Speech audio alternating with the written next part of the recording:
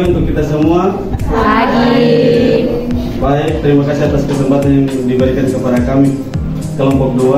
Di sini kami akan membahas tentang prinsip fleksibilitas.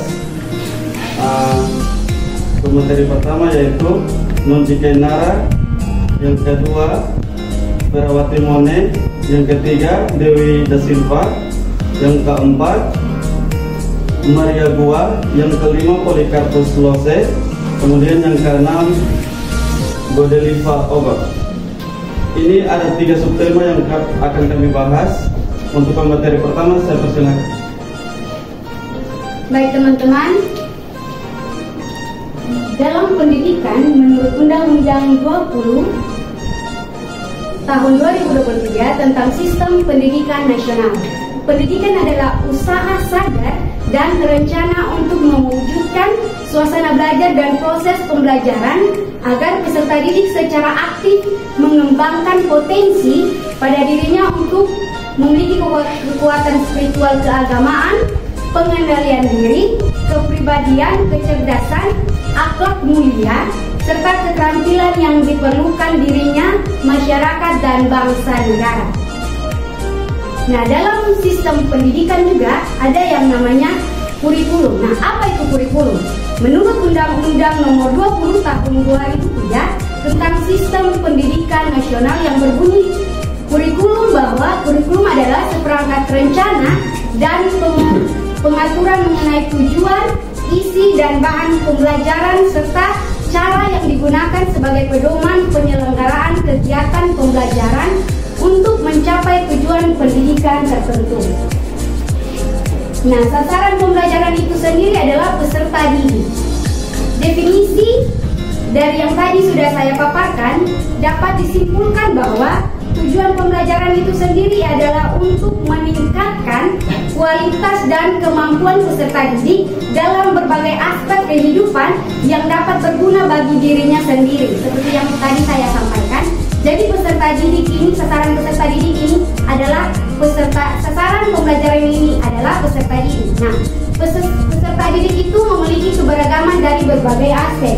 Yang pertama adalah latar belakang, yang berikut kelompok ekonomi, ada juga dengan IQ yang berbeda, juga dengan minat dan bakat.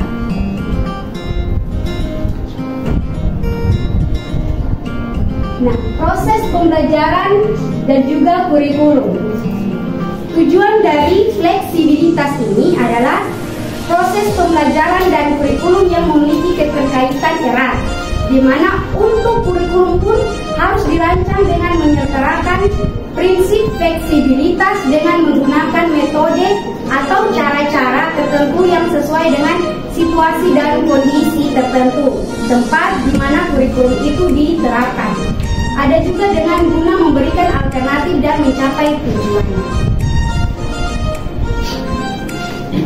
Baik, saya akan melanjutkan dari materi pertama yang berikutnya, yaitu prinsip fleksibilitas dalam pembelajarannya. Jadi prinsip fleksibilitas ini dibagi menjadi 2, yaitu fleksibel dalam pelaksanaannya. Artinya dalam sebuah pelaksanaan pembelajaran, tujuan utama yang dibutuhkan dalam tercapainya pembelajaran adalah tujuan inti yang pertama, pembelajaran itu bisa dilaksanakan dengan fleksibel. Artinya mau belajar dimanapun itu bisa, mau di dalam kelas maupun di luar kelas, itu pun bersifat fleksibel. Yang kedua yaitu bersifat luas dan luntur. Artinya pembelajaran itu dihasilkan menggunakan pembelajaran yang bersifat luas dan luntur. Artinya itu pelaksanaannya menginginkan perubahan yang terjadi dengan adanya pembelajaran. Peserta didik itu mengalami perubahan. Nah, dari kedua prinsip fleksibilitas ini ada beberapa contoh, dan pembelajaran itu dicapai dengan yang pertama yaitu menyesuaikan situasi dan kondisi. Jadi menyesuaikan situasi dan kondisi dalam pembelajaran itu tidak monoton hanya dalam pembelajaran di dalam kelas, tetapi juga bisa kita lakukannya dengan pembelajaran daring ataupun yang kita kenal pembelajaran online gitu. Yang berikutnya itu menyesuaikan tempat dan waktu yang selalu berkembang. Jadi dalam pembelajaran tidak hanya dengan tempat, tapi kita juga menyesuaikan dengan perkembangan teknologi, bagaimana kita menyelesaikan pembelajaran itu dengan tujuan tertentu yang ingin kita capai. Yang berikutnya itu menyesuaikan kemampuan dan latar belakang peserta didik. Jadi peserta didik itu memiliki latar belakang yang berbeda, sehingga dalam mencapainya tujuan dengan penggunaan pembelajaran fleksibel, kita harus menyesuaikan dengan latar belakang peserta didik yang ada dalam kelas. Sekian dari saya, dilanjutkan.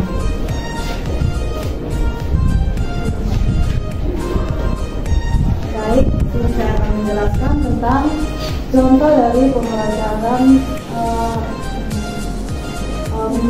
harus menyesuaikan situasi dan kondisi. Seperti yang tadi sudah dijelaskan oleh teman Vera. Contoh yang pertama itu pada saat pandemi COVID-19, itu sekolah melaksanakan sistem pembelajaran daring. Yang kedua tentang praktikum tentang Archimedes. Nah, itu di SMA 3, kami ambil contoh dari SMA 3 melaksanakan pembelajaran tentang praktikum tentang Archimedes di laboratorium dengan alat-alat yang lengkap. Sedangkan di SMK 20 Desember tidak memiliki alat-alat yang lengkap, dan juga mereka menggunakan alat-alat sederhana di dalam ruang kelas. Berikut tentang menyesuaikan tempat dan waktu yang selalu berkembang. Contohnya pada saat belajar tentang ekosistem.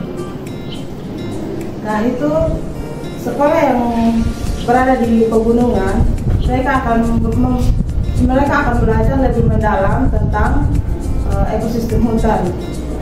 Juga sekolah yang berada di pesisir laut, pesisir pantai, mereka akan belajar bagaimana kita menyelesaikan pembelajaran itu dengan tujuan tertentu yang ingin kita capai. Yang berikutnya itu menyesuaikan kemampuan dan latar belakang peserta didik. Jadi peserta didik itu memiliki latar belakang yang berbeda, sehingga dalam mencapainya tujuan dengan penggunaan pembelajaran fleksibel, kita harus menyesuaikan dengan latar belakang peserta didik yang ada dalam kelas. Sekian dari saya, dilanjutkan.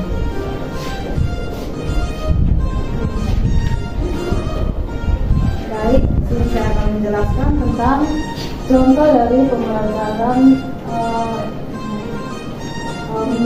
harus menyesuaikan situasi dan kondisi. Seperti yang tadi sudah dijelaskan oleh teman Vera. Contoh yang pertama itu pada saat pandemi COVID-19, itu sekolah melaksanakan sistem pembelajaran daring. Yang kedua tentang praktikum tentang Archimedes. Nah, itu di SMA 3, kami ambil contoh dari SMA 3 melaksanakan pembelajaran tentang praktikum tentang Archimedes di laboratorium dengan alat-alat yang lengkap. Sedangkan di SMK 20 Desember tidak memiliki alat-alat yang lengkap, dan juga mereka menggunakan alat-alat sederhana di dalam ruang kelas. Berikut tentang menyesuaikan tempat dan waktu yang selalu berkembang. Contohnya pada saat belajar tentang ekosistem. Nah, itu sekolah yang berada di pegunungan, mereka akan belajar lebih mendalam tentang ekosistem hutan. Juga sekolah yang berada di pesisir laut, pesisir pantai, mereka akan belajar lebih dalam tentang ekosistem laut. Berikut tentang menyesuaikan kemampuan dan latar belakang peserta didik. Contohnya kami ambil di SMA Giovanni, mereka mengadakan sistem psikotes untuk kelas 10 di bulan Januari 2004 untuk melihat kemampuan, minat, dan latar belakang peserta didik untuk diarahkan pada peminatan jurusan. Oke, baik. Saya akan melanjutkan presentasi. Di sini mengapa pembelajaran itu harus menyesuaikan situasi dan kondisi, menyesuaikan kemampuan waktu yang berkembang, menyesuaikan kemampuan yang ada di belakang peserta didik, karena yang kita tahu ekspektasi dan realita itu tidak selalu sejalan, atau kadang-kadang realita itu akan berbeda dari ekspektasi yang kita pikirkan. Di sini ekspektasi itu harapan pembelajaran ideal, sedangkan realita itu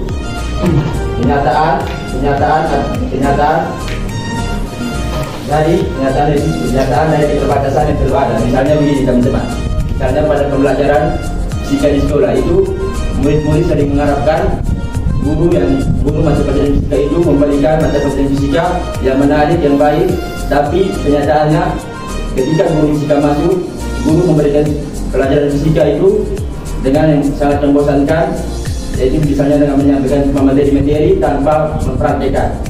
Habis contoh yang kedua itu misalnya ketika murid-murid akan melakukan praktikum di lab sekolah, itu murid-murid punya ekspektasi bahwa lab itu mungkin alatnya lengkap di dalam, tapi ketika mau melakukan praktikum, alat di lab sekolah kurang atau tidak memadai. Sekian dari saya. Baik, terima kasih. Tadi teman-teman sudah mendengarkan penjelasan tentang pengertian dari prinsip fleksibilitas. Jadi di sini saya akan menjelaskan tentang bagaimana jika tanpa adanya prinsip fleksibilitas.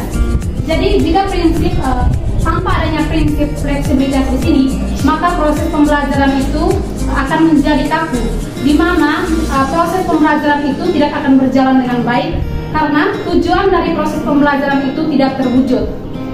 Di sini saya ambil contoh jika di masa pandemi, jadi pada tahun 2021 itu masih masa pandemi, di mana proses pembelajaran itu tidak berjalan secara efektif, sehingga pemerintah menganjurkan agar proses pembelajaran itu dilakukan secara daring.